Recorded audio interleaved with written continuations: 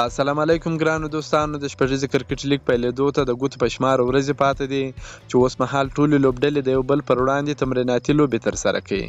نن یوه ډېره زوروره خوندوره لوبه ترسره سول د بوس ساتونکو او هندوکش لوبډلو ترمنځ ترسره سول.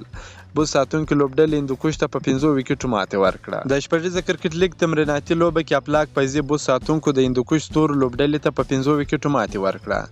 د بوس ساتونکو لوبډلې لوبډلمشر حشمت شاهدي د لوبې پچه وګټل او د توپ اچونې پریکړه وکړه. په توپ اچونه کې د بوس ساتونکو لپاره فضل حق فاروقي 3، ابراهیم صافي 2، احمد ضیا او محمد ګل یو لوبغاړی وسوځول. د هندوکش ستورو لوبډلې په ټاکل شویو 20 اورونو کې د 20 لوبغاړو په سوځېدو سره 140 منډې وکړې. د هندوکش ستورو لپاره زبید اکبري ډېره زبردسته لوبه ترسره کړه، 50 منډې یې وکړې. شمس الرحمن 25 منډې او یوسف شاه هم 22 منډې وکړې.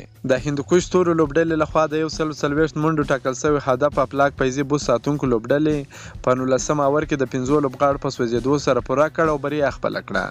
د ساتونکو لپاره فرحان داخل 53 منډې وکړې، سلیمان صافي 22، افسر خان 21 او لوبډلمشر حشمت شاهدي 10 او حسن ساحل 10 منډې وکړې. د هندوکش ستورو لپاره په توپ اچونه کې حمید حسن هم 1 ویکټه واخیسته، محمد طارق هم 1 ویکټه، یما حرب هم 1 ویکټه واخیسته.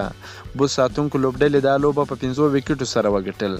که مو دا ویډیو خوښه شوې ویډیو در سره لایک کړئ، که په دې چینل کې نوی یاست افغان خوشحال یوټیوب چینل هم در سره سبسکرایب کړئ. د نور تازه معلوماتو لپاره هم زموږ سره اوسئ. تر بلې ویډیو پورې د الله په امان.